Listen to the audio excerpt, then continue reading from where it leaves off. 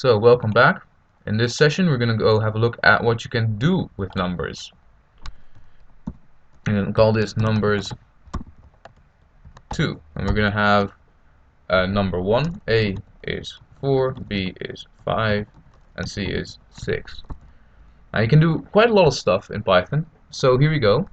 D is going to be A plus B, which I presume you all know what that's going to be. E is going to be A minus B. F is going to be A times B, and G is going to be A divided by B. Now, the last one is a bit tricky, G, because if you print the type of D, the type of E, and the type of F, and then you print the type of G,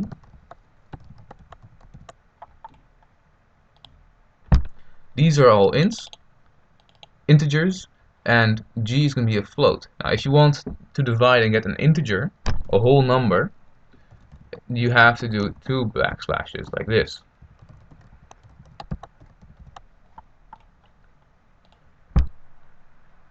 And then you'll also see the difference if you print G and print H. You'll see that G is 0.8 and H is 0 because it gets rounded down to the first whole number. Other stuff you can do with numbers is modulo, and modulo is it's the rest after you divide it. So if you say I is B modulo A, it's going to return 1, because if you divide 5 by 4, you get 1, leave 1, and it's the leave is what's returned. So if you, for instance, if you print, I'll print I here so you can see that, but also I'll do print 25 modulo 4.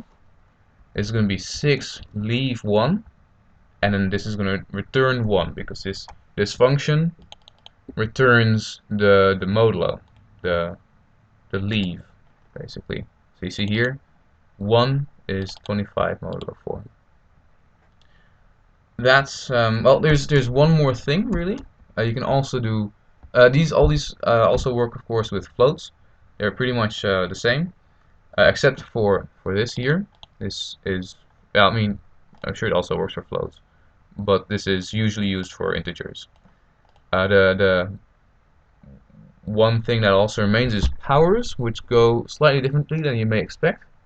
If you say J is 2 to the power of 3, you do 2 of these asterisks. So print J, it's going to return 8. There you go. So now that allows you to do some basic math with Python. In the next session we're going to have a look at if, elif, and else statements, and I hope you enjoyed the video.